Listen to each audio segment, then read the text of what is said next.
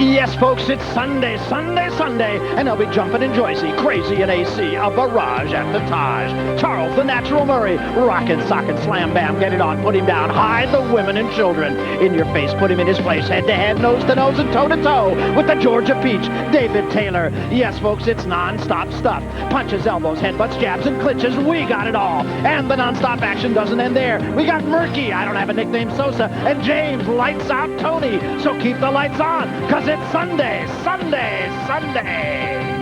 Yes, and we're at the Taj Mahal here in the Marquette's showroom, and we got a full night of boxing, and I think some pretty good fights to entertain you as well.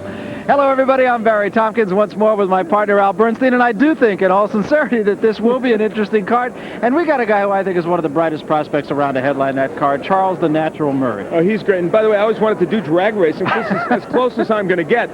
Charles Murray is a terrific prospect in the junior welterweight division. In fact, I hesitate to just call him a prospect. He is a contender, undefeated as you see there. He is coming off a win over Mickey Wharton, which he won his USBA title.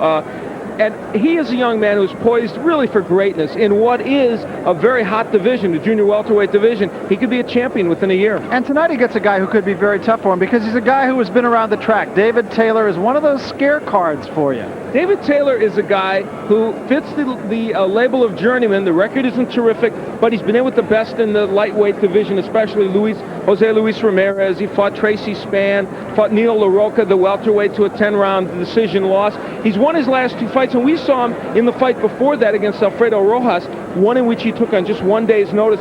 Fought well, even though he ended up losing a decision that I thought he won. And another fight that we're going to have for you tonight, too, for a quasi-championship, the IBC championship. But I think it's an interesting fight, if only for the fact we have two undefeated fighters, two diverse styles. Murky Sosa, very interesting prospect. He is indeed. He is undefeated, as you mentioned, at 18-0 with the 14 KOs. It's kind of a herky-jerky. Wait, that rhymes. Herky-jerky Murky. I just came up with a nickname. He's a herky-jerky kind of fighter against a boxer-puncher in James Toney, also undefeated. This young man from Grand Rapids is considered an extremely slick boxer when he wants to be, and he will probably want to be tonight.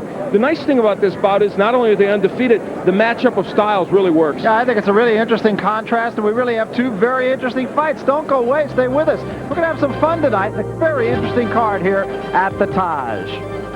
Top Rank Boxing is brought to you tonight by Budweiser, the king of beers, with that clean, crisp, cold taste. Nothing beats a Bud. By HBO, simply the best.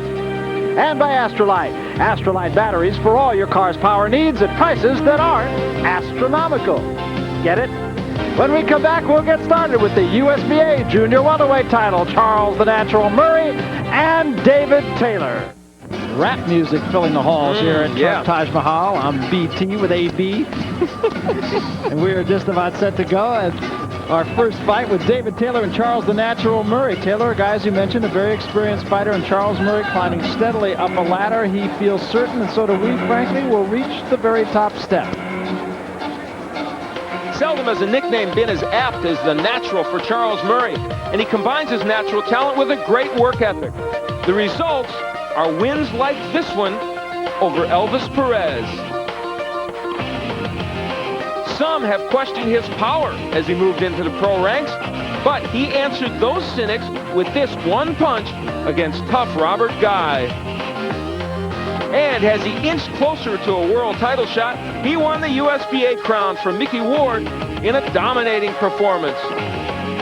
The right hand, again, was a big weapon, as was almost every other weapon in his arsenal. While he thinks of Julio Cesar Chavez, Charles will be facing David Taylor tonight. He says he won't take him lightly.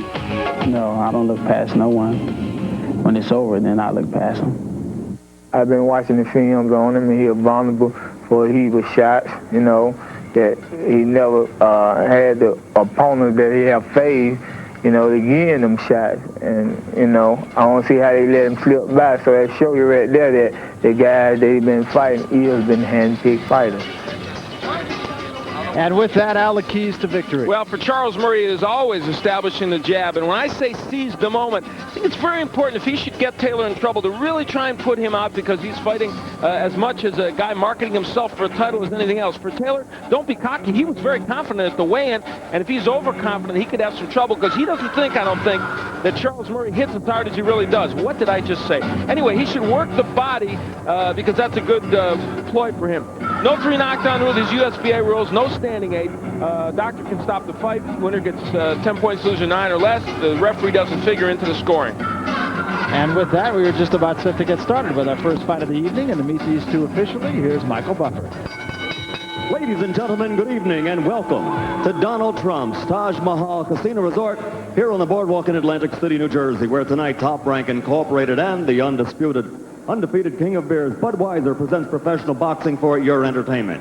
This first bout is a control board and sanctioned by the United States Marion Muhammad. The 3 judges for this bout are Frank J. Cairo, Frank Burnett, and Lynn Carter. And now, ladies and gentlemen, from the Taj Mahal, 12 rounds of boxing for the USBA Junior Welterweight Championship. The referee for this bout is Rafael Ramos. Introducing first, fighting out of the red corner, wearing the black and white trunks and weighing even 140 pounds from Atlanta. His professional record, 19 victories with 10 KOs, 12 defeats and 2 draws. Introducing the challenger, Dynamite David Taylor. And his opponent, fighting out of the blue corner, wearing the black trunks with white trim. He also weighs an even 140 pounds. From Newark, New Jersey, fighting for the triple threat gym, undefeated with a record of 18-0, 12 KOs. Ladies and gentlemen, the USBA Junior Welterweight Champion, Charles the Natural Murray.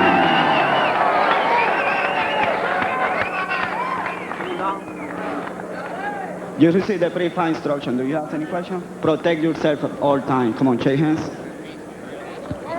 So we'll look at Charles Murray in his first appearance of 1991. He was a very busy guy in 1990, and so too in 1989, and the plans for him this year are more of same. As to this man, this is his big chance. He has been at this doorstep before and has not been able to come through, but he figures this time I'm ready, I'm in good shape, I've had time to train for this fight, and he feels he's ready to go. You mentioned that David Taylor has been here before. He has had some matches with some big-name people. Jose Luis Ramirez losing in 10. Nino LaRocca losing in 10. Losing Tracy Spann, knocked out in 7. All fights, if he'd won, could have vaulted him ahead.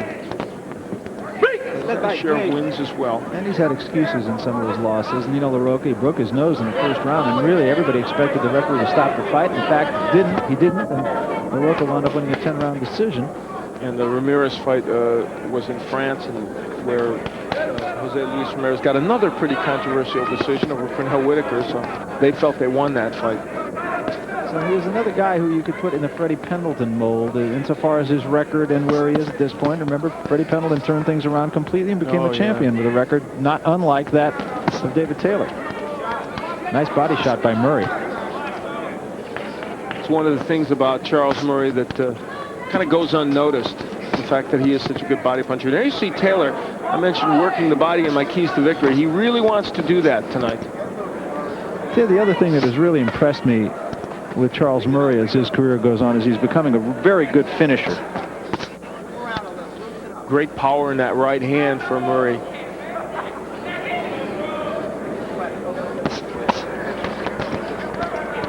Charles Murray takes what you give him, and right now what he's getting is the body of David Taylor, and so he is shooting his punches there.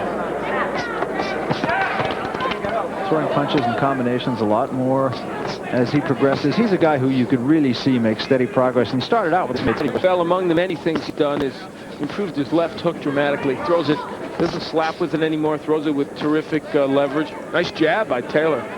A real key for him. He said he had to do that.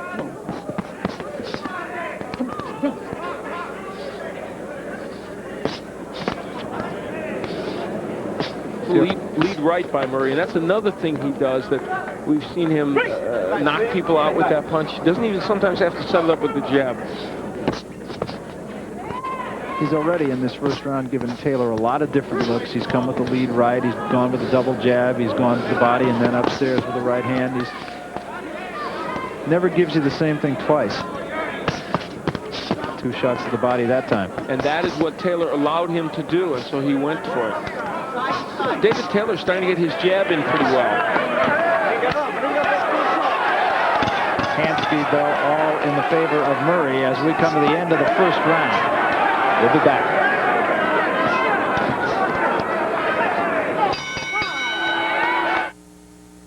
I've been asked. Charles Murray really was committed to working the body. There's a good right and a left. That's because David Taylor left it for him, and so that's what he went for. And just to even things out, it really wasn't a bad first round for Taylor, who did some good things, got his jab in there pretty well. He's working just in about the place that he wants to work. I think the big problem was just the hand speed of Charles Murray. Murray landed 79% of his power shots. That's all non-jabs. There you see, look at that. Wow, 60%. And Taylor threw a lot of punches, didn't land as effectively. And many of the 79% that he landed of the power shots were body shots. Taylor a little bit busier as we start the second round. And there's Taylor now doing some very nice work to the body, which he was doing it early part of the first round. Taylor says that this time he has no excuses. He's known about this fight for a while. He's another one of those fighters who has in the past taken fights on short notice, but not this time. You know, looking at this bout, what a beautiful combination by Murray. Right to the body and a right uppercut to the head. An odd combination with his hand speed. He can make that work. And he makes it work again. And missed it that time, but then came back with a straight right hand. But look at that. You know what? This is nice. David Taylor, he's a little outgunned, but I'll tell you what, he is really trying in there and concentrating very well. And that's why occasionally he gets in his own counter punches. He's just in there with a very tough guy. I'll tell you, every time I see Charles Murray, I like him more. They are talking about Charles Murray in April, perhaps facing Harold Brazier, if Brazier doesn't end up fighting Julio Cesar Chavez. Now, that would be an entertaining fight. Fascinating match. He winked at me today. He said, I know, that's a match. Oh, good right by Taylor. Charles said, that's a match you want to see, right? Which would be fascinating. Well, look at the effectiveness of Charles Murray. There were 5 punches in that series. All the different places all got there. Break! Step back. And again, the right hand of the body, which doesn't seem to be having any appreciable effect, but cumulatively, it's very tough. He got a right to the head there, too. And that was a good overhand right by Murray. Boy, he has got lots of power in that punch. I think David Taylor might do well to really concentrate on trying to get that jab going, because it was going in the last round, and I think it would really help him. It's going to be interesting to see what the punch profile people come up with as a connect percentage in this round for Murray, because he seems at a glance to be very effective. And there those body shots almost all landed. So. Those 4 punches right there landed. And then he follows it up with a beautiful jab.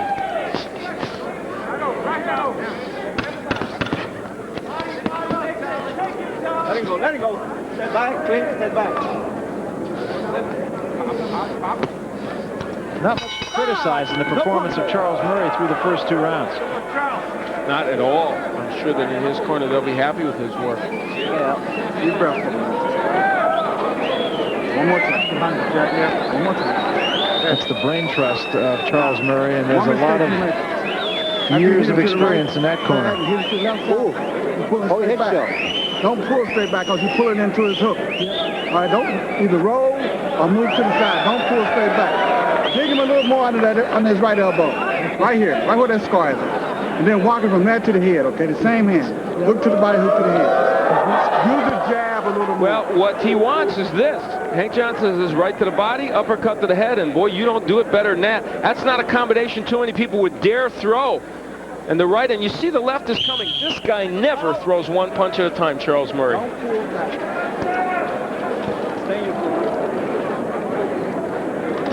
So we prepare for round number 3.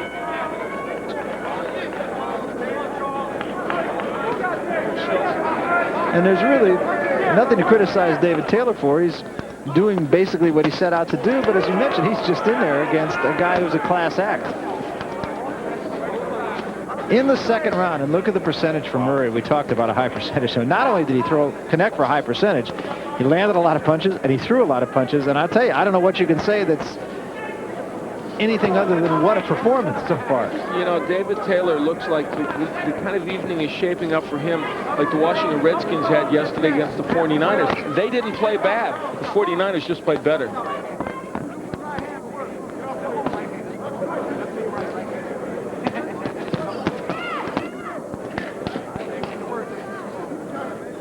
You know, the reason I'm harping on Taylor using his jab is when he does jab first, he freezes Murray, at least momentarily, at least has a chance then to throw some of those combinations.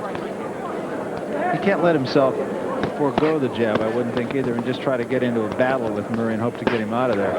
And I think the thing is that, see, he's got a stiff jab. See, there. He can get himself, see, look, it made that happen. That jab, that one jab he threw, made that combination possible.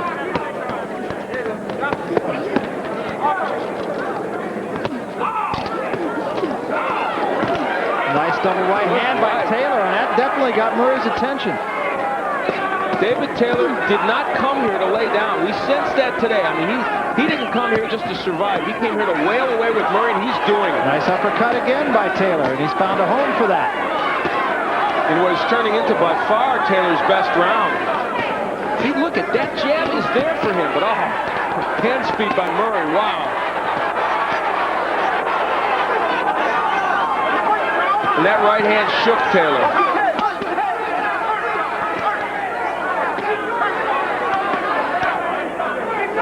Well, Murray just so efficient with his punching. Look at that, right hand to the body. Starting to get through the gloves of Taylor also. And that's a direct correlation with the body shots. Ironically, Murray is fighting at a range that would suit Taylor. Close enough for Taylor to get to him, but Murray is still doing fine, even at that range. David Taylor not able to see Murray moving out quick enough to avoid those hooks. 3 body shots by Murray. I assure you, David Taylor's going to be sore tomorrow on his body. I mean, he is taking a huge beating to the body. And they're starting to have an effect, I think, right now. 2 shots to the body again, and even though Taylor had a flash in the middle of that round, Murray still owned it. And again, a body shot to Murray.